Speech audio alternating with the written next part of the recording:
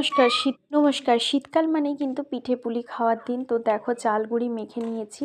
আর পিঠেতে যে পুরটা ইউজ হবে সেটা কিন্তু ঝাল ঝাল একদম বাঁধাকপি, মটরশুঁটি, গাজর আর বিভিন্ন রকম মশলা দিয়ে বানানো। এটা একদম কিন্তু মাখা মাখা হবে। এখানে দেখো তেল নিয়ে নিয়েছি, উনুনও জ্বলে গিয়েছে। এবারে তাওয়া বসানো হবে। সমস্ত উপকরণ পৌঁছে গিয়েছে।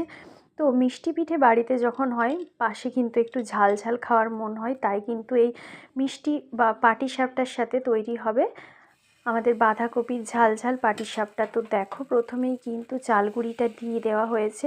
এবারে কিন্তু চালগুঁড়িটা সরু চাকলি করে নেওয়া হলো। চারিদিকে এটা কিন্তু তাল পাতা দিয়ে করা হয়, কেউ কেউ এটা কী করে সুপুরি পাতা দিয়েও করে। তো দেখো একদম উঠে যাবে এবারে। এটা কিন্তু পরে পরে বড় হয়েছিল, এটা একদম ফার্স্টেরটা বলে ছোট্ট করে দেওয়া হয়েছিল যে দেখা যাক কীরকমভাবে ওঠে। তো নেওয়া হয়েছে। এবারে আমি পুরটা দেখো নিয়ে নেব। এই যে পুরটা নিয়ে নিচ্ছি, পুরটা দিয়ে কিন্তু এবারে পাটিসাপটার মতো করে মাখিয়ে নেব। প্রথমে কিন্তু আমি এটা একদম ট্রাই করেছিলাম, তো তারপরে কিন্তু অনেকগুলো করে করেছিলাম। তো দেখো বাঁধাকপির পুর দিয়ে কিন্তু ভালো করে পাটিসাপটাটা পাট করে নিলাম। এবারে কিন্তু ভেজে নেওয়ার পালা। তো তোমরা দেখো কেমন লাগছে।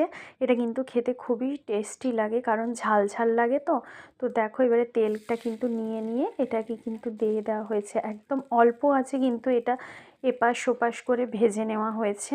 তো খেতে তো দুর্দান্ত লেগেছিল।